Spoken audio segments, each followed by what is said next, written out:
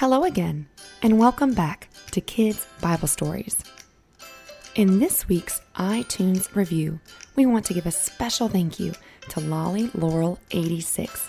Thank you so very much for listening and writing. Today's story is called, Do I Have to or Get to? This comes from Colossians 3, verses 23 to 24. Once there was a man named Paul. Everybody say, Paul. Very good. Paul loved Jesus very much. He wanted to tell others about Jesus, so he would travel to other cities. Sometimes he would travel by boat through scary, big storms to get to where he was going. And other times he would walk there. He would walk a lot. But if Paul could not get to a certain place, he would write a letter to them. They would open up that letter, read it, and learn all about Jesus. Paul was not able to travel to a city called Colossae. So, instead, he wrote them a letter.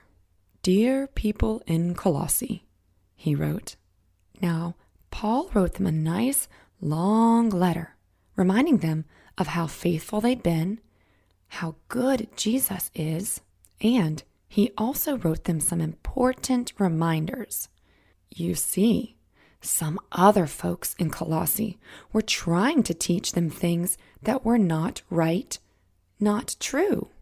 And Paul wanted them to remember the truth, what Jesus really said on how they should act. So, in part of Paul's letter, he told them, whatever you do, not just the things you have fun doing like playing Barbies or superheroes, whatever you do, like brushing your teeth, cleaning your room, waiting in line nicely at the store. All of these things you should do with all of your heart, as if you were doing it for the Lord and not for people, knowing that you will get a reward from the Lord. You serve Jesus Christ. Paul was writing these reminders that it's not mom or dad, Mimi, brother, sister, friends, or teachers that you are serving when you are doing things, but instead it is really Jesus. So, instead of saying, I have to clean up my toys, we can say, I get to clean up my toys because I am happy I even have toys to clean up. I don't have to eat fruits or vegetables like carrots or apples, broccoli, and beans. Instead, we can say, I get to eat them because I'm happy to have healthy food to eat. Instead of thinking, oh man, I have to brush my teeth again. Instead, we can think, cool, I get to brush my teeth because I'm happy Mommy and Daddy bought me a toothbrush and toothpaste that I get to use. I get to keep my teeth healthy. Paul is reminding us, just like he reminded the people at Colossae, that Jesus is the one who gives us all of these wonderful things that we get to do. But sometimes we forget that, and we think, oh, poor, pitiful me. Oh, woe is me.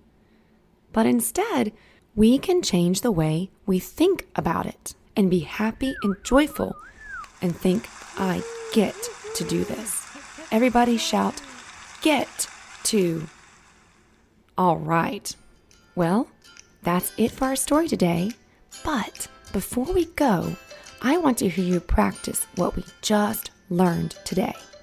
So, tell me, what is something that you have to do today?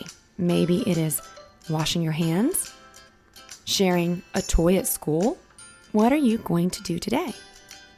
Now, tell me one thing that makes you happy that you get to do that thing. So if you have to take a bath today, maybe think, cool, thank you, Jesus. I get to take a bath because I have clean water and soap to keep me clean. Or if yours is sharing a toy, you can think, thanks, Jesus. I get to share a toy today because I have a friend that I get to play with. Go ahead and tell Mommy or Daddy, Bebop or Busy, what you get to do today. And we can remember that it is really Jesus that lets us do these things or have these things, and it is Him that we are serving when we do them. So let's be happy and joyful that we get to serve Jesus. He sees everything that we do. Thank you so much for joining me on our story today. I really appreciate it. I hope you have a wonderful day, and as always, bye for now.